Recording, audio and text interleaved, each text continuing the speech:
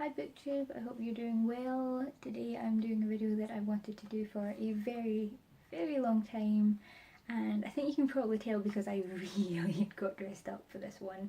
But I'm so excited, and I know this isn't like my regular kind of videos, and as excited as I am, I completely understand if you guys don't want to watch it because this is not the kind of content that I signed on to make, but you know, it would be really nice if you stayed.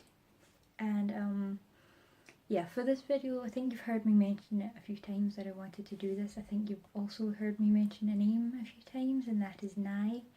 And when I say Nai, I'm referring to Nightastic, and you can find her on Instagram and Tumblr and Facebook. And she is an artist, and that is kind of what I'm talking about today because I commissioned this work from her, and I feel like that's the best way to start the video. That is this. I commissioned this from her. It is so beautiful. I have been... The first few days I got it, I was like in tears. I was so happy. These characters like own my heart. I love them so much. This is He Hongyi and this is Alan. I think I mispronounced that. Sorry.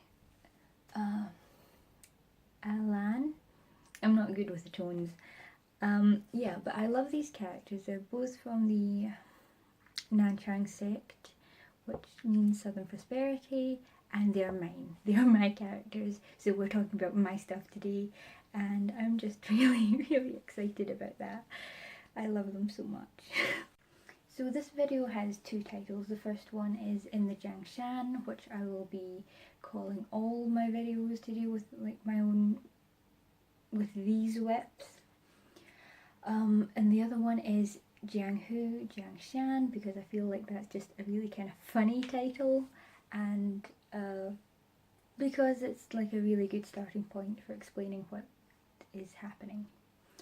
So the reason these videos are called In the Jiangshan is because it is like an extended universe kind of thing. There are multiple stories taking place in it. These two, He Hongyi and Alan, are both in the War Quartet, which may not actually turn out to be a quartet, and they are an autumn moon. And the reason why it has the other title of Jianghu, Jiangshan, is because Jiangshan is the name of the country where all of these works take place. It is a historical name for China. It was an actual name, and I chose it because of its similarity to Jianghu. Jiangshan literally means river and mountain, and Jianghu literally means river and lake. So the kind of not quite symmetry of that really appealed to me, because if you know anything about like the martial arts movies, like the wuxia martial arts movies, then you will know that like Crouching Tiger, Hidden Dragon and House of Flying Daggers, you will know that there's like civilization on one hand, and then those who exist kind of outside the law, and that is like the martial arts world.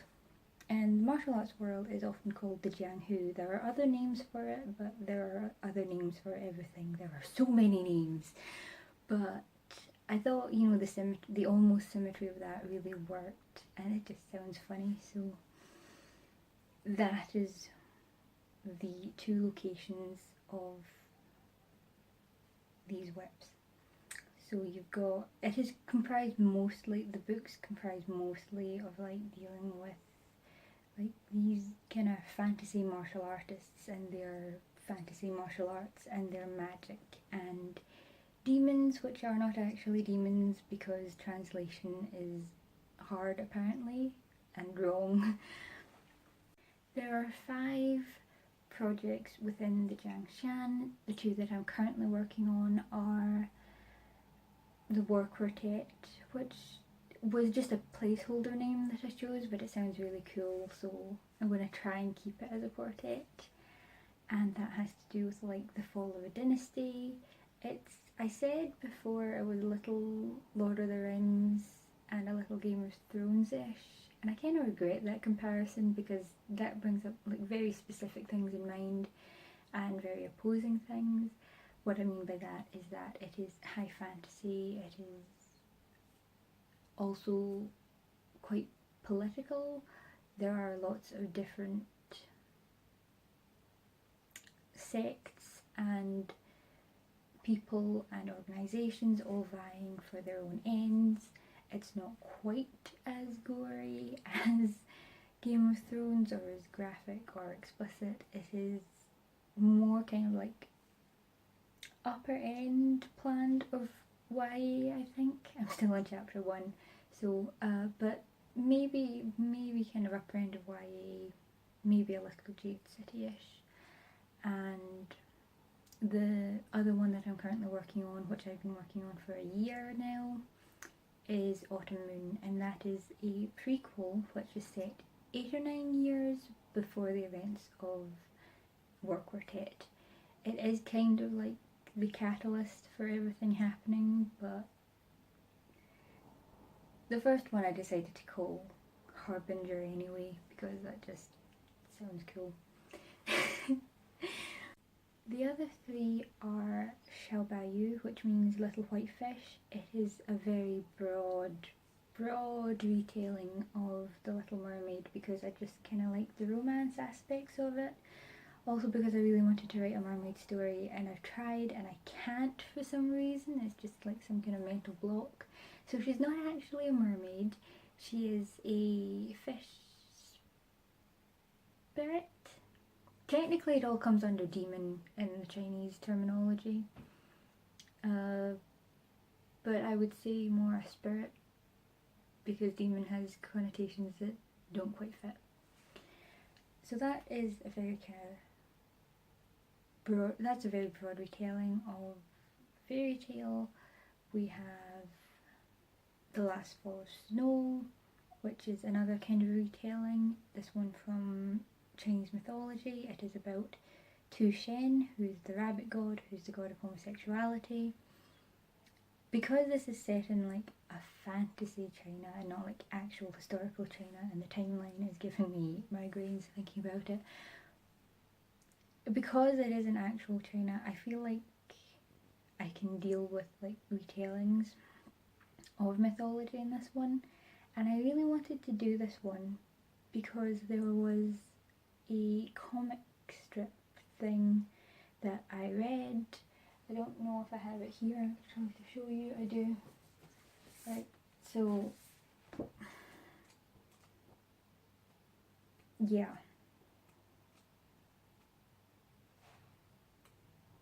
This one. It was inspired by this one, by the lovely Shada.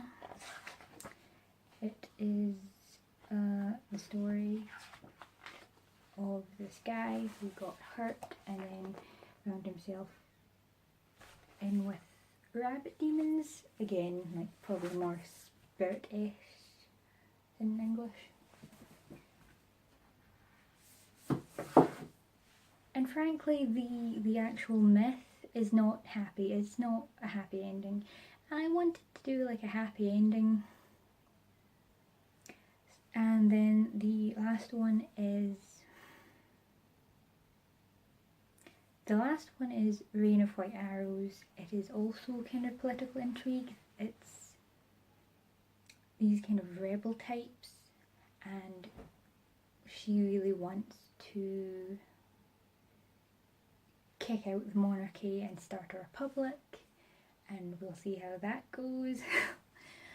But yeah, so that one's more political intrigue, more wuxia, more standard kind of fight the power, justice thing. So kind of a more standard wuxia then.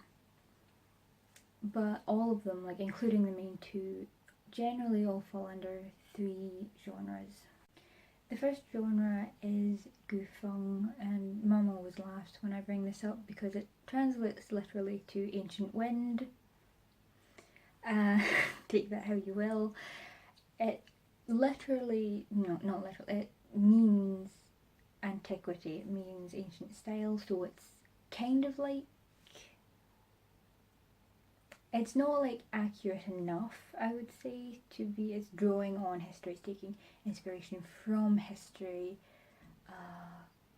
Right, the best way I can describe it is, you know how men wore these top knots? Well, that is historically accurate, but if you watched like dramas, some historical, some just like wuxia, fantasy wuxia, you'll see that they have like a half top knot and then the rest of their hair down, and that is not true. Men's hair was very political in China. You do not wear your hair half up, half down, and so like it looks historical enough with the top knot, but it's not. It's like modified history. That's like the closest I can come to really explaining it. It's not quite accurate enough to be historical fiction. So yeah, so it's Gufeng. It is inspired by, because again, it's not actually set in China, it's set in a fantasy China, and I'm gonna like take inspiration from the dynasties and we'll set them in like equivalents. And the other one is of course wuxia. It is the martial arts genre. It is, yeah, there are lots of sects. They are like the ruling power. Also, I'm more interested in dealing with like these people who chose to go outside of society, to go outside of the law, to kind of make their own way, you know, rather than having to deal with like the constraints of whatever time it is most similar to. I feel like that's more interesting, and also it gives me a bit more leeway with the historical thing. I don't need to do that much research. I don't need to do as much research, hopefully. And then the third one is of course Jiangshan, because that is like wuxia but more fantasy. For instance, qi, like you find qi comes up I think a bit more in Jiangshan and like fantasy wuxia than strictly wuxia, because with the fantasy elements you can cultivate your qi because it takes a lot from Taoist influences. You can cultivate your qi and then you can become more powerful and then ascend to immortality, or in some books you can then ascend to godhood. Probably not what we're going with in this series, but you will probably find mention of characters who have ascended all the way. And that one also deals of course with the immortals. It's kind of more from the immortals point of view, which I'm not sure I'm going to be doing in most of them. But it deals with them and it deals with demons who probably aren't actually demons, as I've said. That's really complicated. And then devils, and they are actually like the demonic forces from the underworld. So yeah, it deals more with that, and there will always be, in my works in the Jiangshan, there will always be some element of demon or spirit and mention of immortals, if not actual immortals. So yeah, these are like the three main pillars of everything set within the Jiangshan. So I will be posting these videos about once a month, because again, this is not the content that I signed up to make. I wanted to talk about my love of books, not my love of writing. And it's not what you signed up for either, I'm guessing, so that's fine, you know, nothing against you. This is just more like a kick up the arse for me to remind me to get stuff done, so that I always have something to say. I will be posting these videos hopefully once a month. I don't want to do it more than that. But if you are interested in what I'm talking about, then you can find excerpts posted every Friday on Instagram. I also do stuff on Tumblr, but that's we don't really talk about that. We don't know how long that's going to last. So thank you for watching if you have to the end, and I hope you have a nice day. Bye.